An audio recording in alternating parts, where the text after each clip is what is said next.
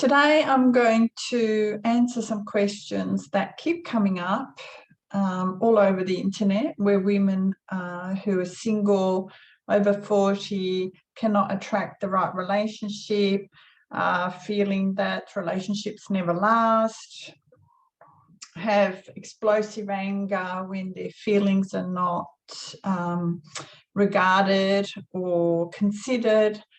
And also the other thing that I'm going to be answering is, what has the brain got to do with love? So I'm specialised in helping women just like you who are in their 40s, and what I specialise in is helping people overcome childhood attachment trauma, because that has a lot to do with adult relationships. It's directly related to being able to successfully meet, attract and navigate a relationship. And if you don't know who the person is, and you immediately go and have a relationship with someone you haven't even explored or haven't discovered who they are, that is the first reason why your relationships don't last and you keep attracting the wrong person.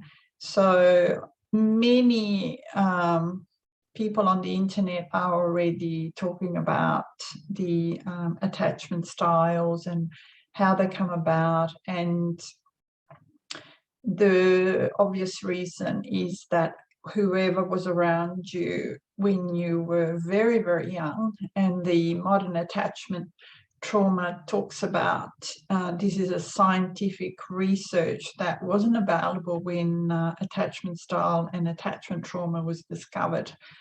So now we also have evidence, scientific evidence of how the brain's being formed even before the child is born and in the first 2 years of life. The right side of the brain has a lot to do with your capacity to relate, because that's the part of the brain that is to do with relationships. So knowing that creates a baseline of how it's important to realize that if you've not had a secure childhood where you had people who were consistent and loving and caring and had a strong support for who you're being, allowing you to become your own self, your own identity, someone who was able to acknowledge who you are as an individual and feel safe in the emotional availability, then of course the child's brain goes into survival mode and it becomes either anxious or avoidant or fearful avoidant, and they're your attachment styles, which are developed from the first few years of life. Interestingly, it doesn't just affect relationship, but it affects other areas of life, because once the brain is shaped by those early experiences, then at some point in the future, they could actually be re-triggered in anxiety in other areas of life. Interestingly, if you are someone who has very explosive anger when your feelings are not met, especially with women, but it can also be men, then you learnt very early on that your needs are not important enough, and that stops you from asking and allowing others to meet your emotional needs.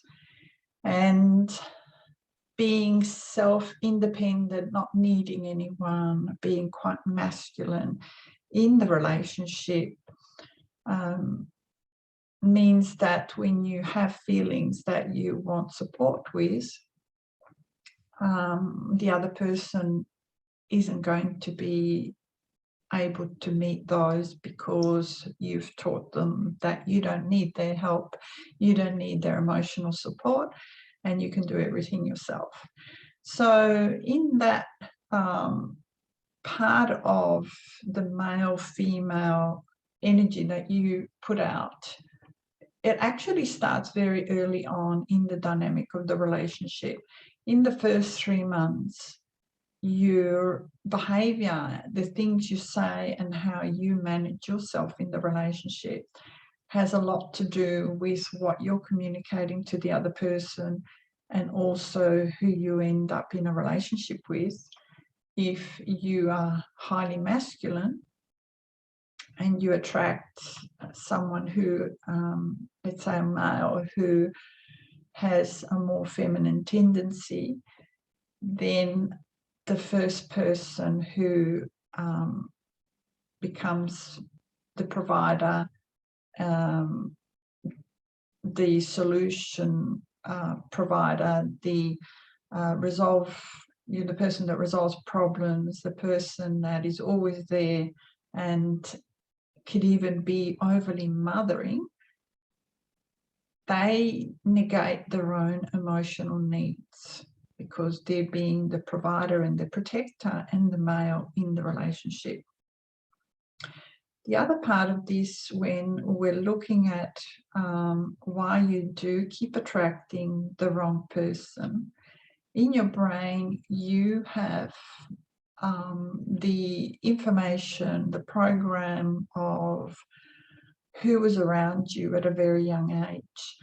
And if the parenting was not supportive, nurturing and loving, and the person felt rejected, abandoned, unable to get their emotional needs met because the parent was emotionally unavailable or inconsistent, the emotional part of the brain still has an agenda of trying to meet someone who will finally resolve those needs at a very subconscious level.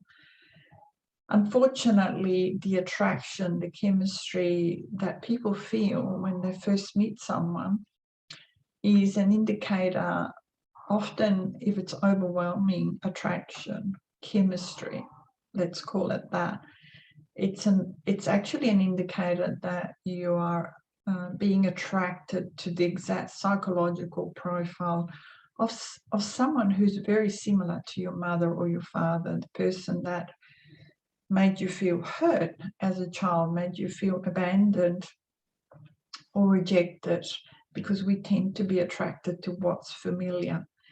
And once you get into the relationship, what happens is you tend to then discover that this is exactly the same situation, the emotional dynamic with this person that will not be there for you, that is emotionally unavailable, that does reject you, that makes you feel abandoned. And that's when you enter into a power struggle, and the fight and flight and people pleasing, all of that comes into play.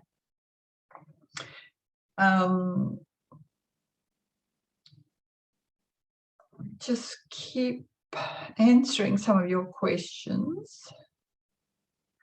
So I'm going to use an analogy here about why it's really important to have 3 months of getting to know someone before you become physically intimate. And I'm going to say even kissing, because you wouldn't kiss a stranger, you wouldn't have sex with a stranger, but a lot of people do.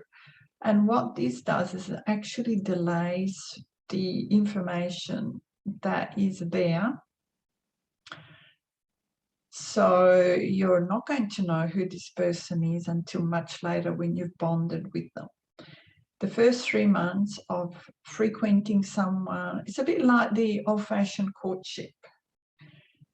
You're really needing this time to see what it's like to spend time with this person, what it's like to have conversations with them, what it's like to see them in different circumstances. Because I guarantee you, the 3-month mark, when it's actually on the cusp of turning into a more physical, where there's already signs of someone saying to you, I'd like to wake up in your arms in the morning, I'd like for you to sleep over. That kind of conversation signals the cusp, let's call it, of things could get more physical, and it's really important to keep going for the 3 months, keep going until you have all the information, because people drop their mask, they start to become more familiar, they start to be more comfortable, and that's when you see the real person. That's when you see things that are going to cause you big problems in the future that don't align with the way you want to spend time with someone, with the way they talk to you, with the things that they say, with their beliefs, with everything that has to do with problems in the future. It's better to invest if you think that there's a lot there. Obviously, if there's not enough there, don't invest 3 months if you already have the signal. But it's the same with anything. You need to gather the information. It doesn't matter whether you're buying a house, a car, or investing in some, important investment. Your emotions are just as valuable as money, and your future is just as valuable, if not more, than anything else when it comes to your emotions and the way you spend time with people. You don't know if this person has a drinking problem. You don't know if this person has a very critical, negative, analytical, scrutinizing nature. You don't know what they're like, and you can observe them through spending time with them and not becoming physically invested, emotionally bonded or invested in someone. You cannot afford that until you have the information to move on to the next phase. So when people actually end up sleeping together in the first couple of weeks, or even after a few nights, all of that becomes future. It gets revealed in the future when all the bonding chemicals dissipate, where familiarity becomes regular, when the chemistry, and believe you me, the chemistry does fade, because it's a different part of the brain than long-term love. So if you do not give yourself that opportunity to get to know someone, that first 3 months actually allows you to see how quickly you would get into the power struggle stage, instead of waiting 18 months, 6 months, 7 months, 2 years, after all of the chemistry, after all the infatuation, after all the physical attraction has dissipated, when you enter the power struggle stage. So it's really important that you get yourself, that you meet different people without investing too much in any of them, other than getting to know, gathering information, getting to know them, spending time with them, really from a wanting to know, is this someone I could live with for the rest of my life? And if you're into casual sex, good luck to you, if that's all you want at the moment. But this is about someone who's in their 40s, potentially they may still want to have the opportunity to have a child, and these days you can have a child even after 40, but you need to find out, who is this person? Are they actually going to be someone I can live with, that I respect, I admire, I have a strong connection with, we are compatible, and we can resolve things because we still see things from the same perspective. And importantly, they come from a secure background, or they've done a lot of work on their issues with the past. So I hope that helps, and I would like to answer more questions. If you happen to see this video and you have some questions, please put them on the comments below, and I will do some more videos around those questions. But keep watching and have a look at some of the testimonials that are coming up, and after that, have a reflection about what you want in life in terms of relationships, and look at what's been stopping you in terms of what was your early childhood like. Did you feel that you had warm, loving relationships and supportive relationships in your childhood and growing up? So that's it for now. Have a great day. Bye for now.